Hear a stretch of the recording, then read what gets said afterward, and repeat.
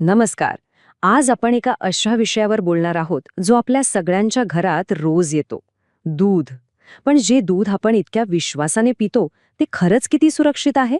त्यात नेमका आहे तरी काय?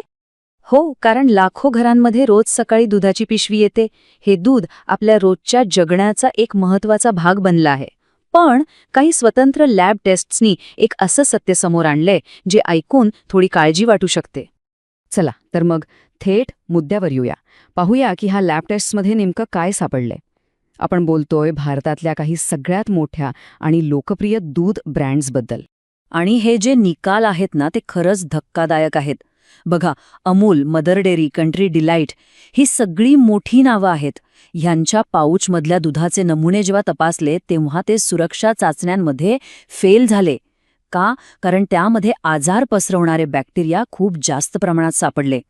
आता हे प्रदूषण किती गंभीर असू शकतं याचा अंदाज घ्या.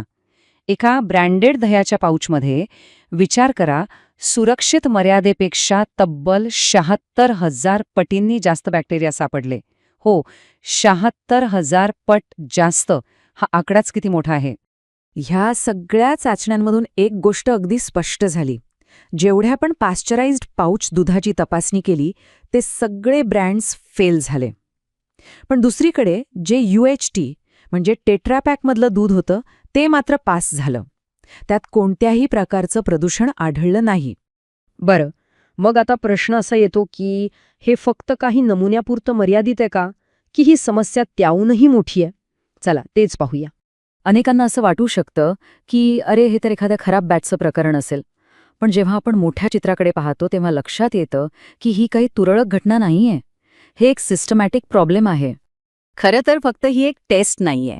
इंडियन जर्नल ऑफ पब्लिक हेल्थमधल्या पंजाबमधल्या स्टडीमध्ये 12 पैकी 12 पाश्चराइज्ड दूध ब्रँड्स फेल झाले. हरियाणातल्या स्टडीमध्ये जवळपास 60% नमुने असुरक्षित आढळले.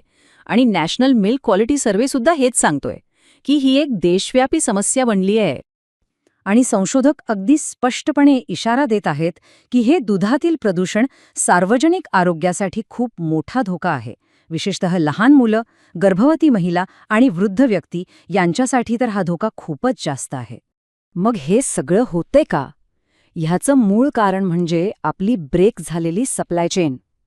म्हणजे दूध काढण्यापासून ते पॅकिंग प्लांटपर्यंत पोहोचवताना अस्वच्छ हाताळणी, खराब पाणी आणि स्वच्छतेचा अभाव या सगळ्या गोष्टींमुळे हे प्रदूषण दुधात शिरतं. ठीक आहे, दुधात बॅक्टेरिया आहेत हे कळलं, पण याचा आपल्या आरोग्यावर, विशेषतः आपल्या मुलांच्या आरोग्यावर काय परिणाम होतो? या अस्वच्छ आणि प्रक्रिया केलेल्या अन्नाची आपल्याला काय किंमत मोजावी लागते हे समजून घेणं खूप महत्त्वाचं आहे. हे आकडे बघा. आरोग्य संशोधनानुसार गेल्या फक्त 20 वर्षांमध्ये लहान मुलांमधले कॅन्सर, टाईप 1 डायबिटीस आणि लठ्ठपणा यांसारखे गंभीर आजार खूप मोठ्या प्रमाणात वाढले आहेत. आणि ही वाढ खरंच चिंताजनक आहे.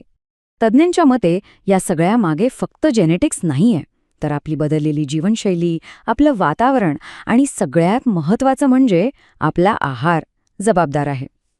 अल्ट्रा प्रोसेस्ड फूड, कीटकनाशकं, हवेतलं आणि पाण्यातलं प्रदूषण या सगळ्याचा परिणाम आपल्या शरीरावर होतोय. हे समजून घेण्यासाठी खूप छान उदाहरण दिलं जातं. विचार करा की लहान मुलाचं शरीर एका नव्या कोऱ्या मशीनसारखं आहे. आता जर आपण सुरुवातीपासूनच या मशीनमध्ये जंक फूडसारखं निकृष्ट दर्जाचं इंधन टाकलं तर त्या मशीनचं आयुष्य कमी होणारच नाही का? ठीक आहे, आतापर्यंत आपण समस्या पाहिली, तिची कारणं पाहिली, पण सगळ्यात महत्त्वाचा प्रश्न आहे यावर उपाय काय? आपण काय करू शकतो? चला आता त्याबद्दल बोलूया. सगळ्यात आधी आपल्या डोक्यात येतं की दूध उकळून प्यायचं. पण थांबा, दूध उकळल्याने हानिकारक बॅक्टेरिया नक्कीच कमी होतात, पण ते पूर्णपणे नाहीसे होत नाहीत.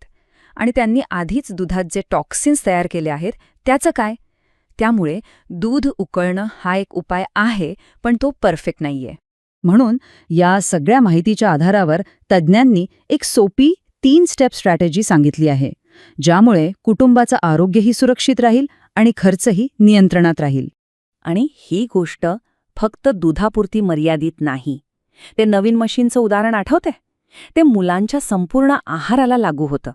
म्हणजे बिस्किटं, चॉकलेट्स, चिप्स यांसारख्या प्रक्रिया केलेल्या पदार्थांना ऐवजी गूळ, खजूर, घरगुती पदार्थ, नाचणी बाजरीसारखी पारंपरिक धान्य आणि फळं यावर भर द्यायला हवा. शेवटी प्रश्न तोच राहतो की जर आपण आपल्या पुढच्या पिढीच्या शरीरात म्हणजे त्या नवीन मशीनमध्ये सुरुवातीपासूनच सदोष इंधन टाकत असू तर ती मशीन पुढे चालणार कशी? हा प्रश्न आपल्या सगळ्यांच्या भविष्याचा आहे, विचार करायला लावणारा आहे.